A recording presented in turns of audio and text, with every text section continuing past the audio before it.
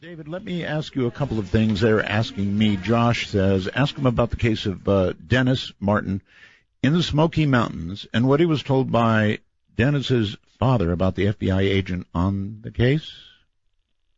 Does that resonate? Oh, yeah. This is a lengthy story. We have time. Hadn't planned on talking about it, but I'll be glad to. Okay.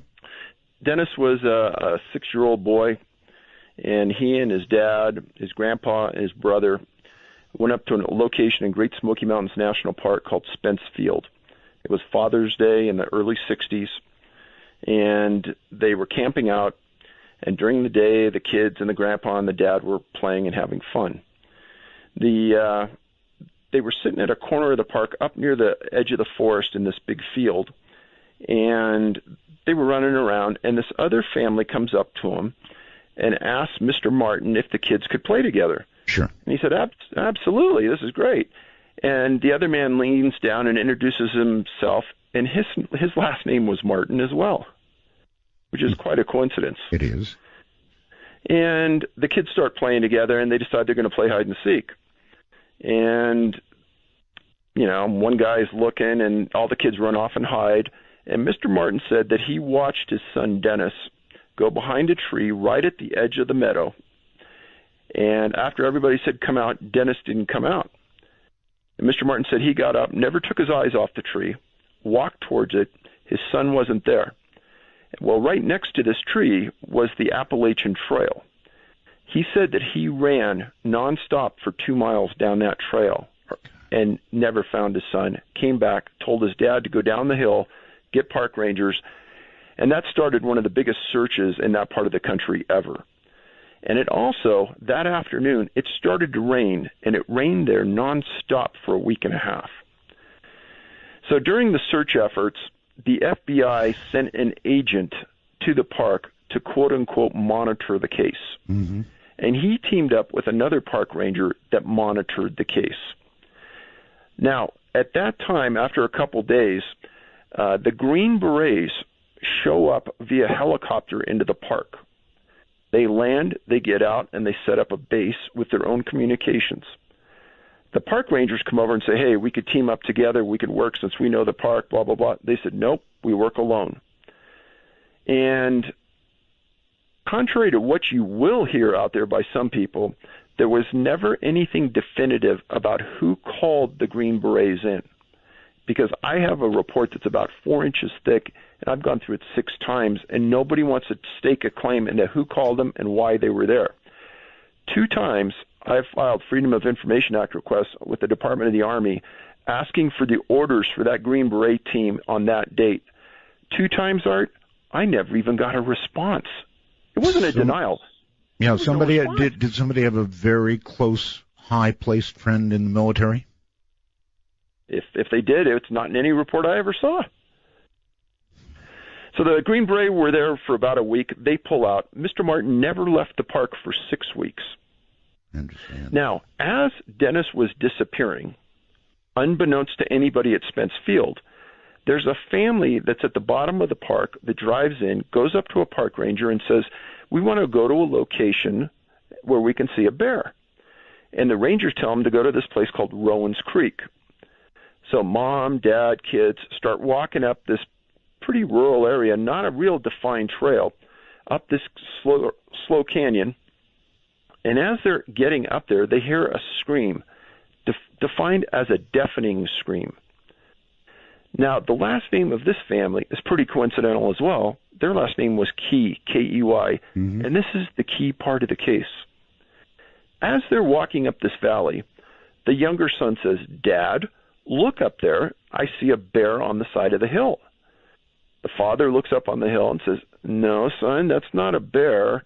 That looks like a man, and he's hiding behind the trees from us. And the family sees this, and this thing is darting behind the tree. You can't see him very well, and eventually takes off. Well, the family goes home, doesn't know a kid's missing. Next day in the Knoxville Times, front page story about a boy disappeared on Spence Field at the exact, maybe 45 minutes before these guys walked up this valley. So Mr. Key calls the Park Service and says, I think I may have something for you. And I will come to the park and show you the location where I saw it, and we can see if it makes any sense. Well, the supervising detective for the Park Service at that time calls him back and says, no, don't come to the park. We'll come and we'll meet you halfway. So Mr. Key meets him. Now, this is unusual because when you're a cop, you want to see what the people saw, where they saw it. You bet. So this makes no sense. And they met, and that was the end of it. Well, a Knoxville Times reporter happened to hear about this meeting and hear about the observation from the Key family from a family member, not even a source related to the park. And he goes over to Mr. Martin and asks him if he's heard about this. Mr. Martin goes, no one's ever told me about this. He goes over to the search and rescue people and goes, do you know about this? And they go, yeah. But it's not relative to you. Don't worry about it. He goes, no, you promised me everything I would be told. And they go, yeah, but it's impossible. The timelines don't make sense. Well, Dwight McCarter, who's still alive, was the chief tracker for the Park Service.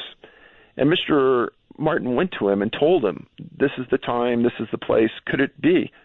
And McCarter said, yeah, it's possible.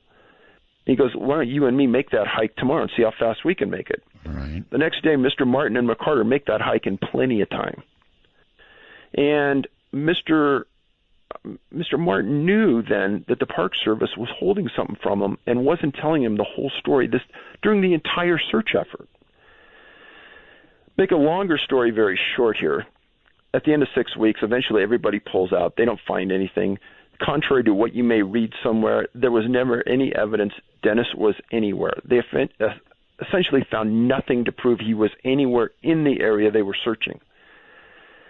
So about 3 years ago, I went to Knoxville with another investigator, and we went right to Mr. Martin's front door, and we knocked on the door. He's living in the same house he was when his son disappeared. He comes to the front door, and I said, Mr. Martin, you're looking at the guy probably who knows more about your son's case than anybody but you. I came all the way from California. I just want to talk to you for a few minutes. And he said, Dave, my wife and I've promised never to talk about this again. It's ruined our lives. And I said, I've come all this way. Just give me 15 minutes. He goes, you got it. He steps out onto the porch, and we had a very enlightening conversation, one that brought tears to my eyes. I knew this man had been lied to incessantly by the Park Service. All right.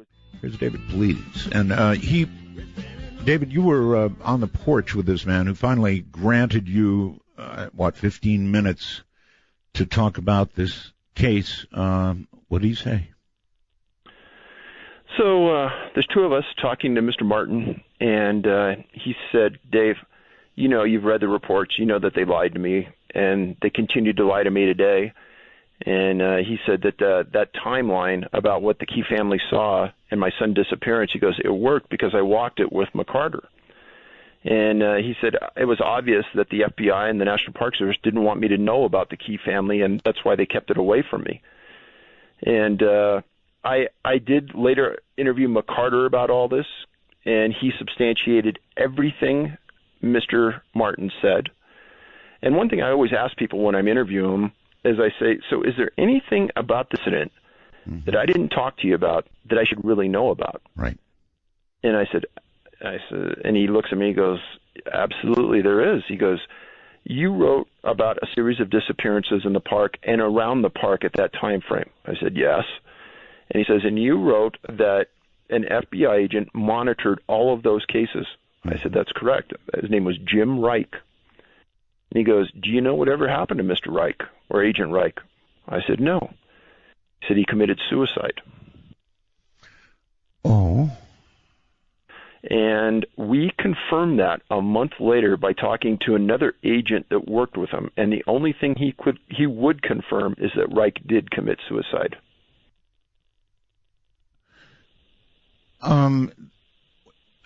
Tell me about the lies. I mean, yes, there were lies told. What were they?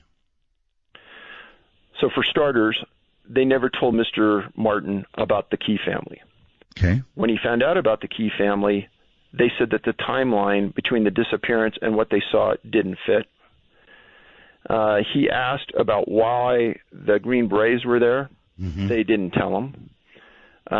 He asked about what Agent Reich knew about other cases. They wouldn't tell him.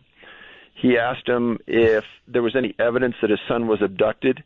They said no. Well, when he finally got a chance to meet the Key family and ask them about what they saw, the family said, well, we saw this look like a person up on the side of that mountain, dodging between trees, and it had something on its shoulder. Oh, my God. You're describing every parent's absolute nightmare. And Art, I want you to think about this. Yeah. Mr. Martin is in a position where he has to trust the one organization that's going to help him and bring his son back. Of course. Can you imagine living with this for a lifetime and knowing that they've lied to you, they've hidden the truth, and they won't help you? And there's no explanation for the suicide at all, other than what we can imagine from knowing about the case. That's all I know.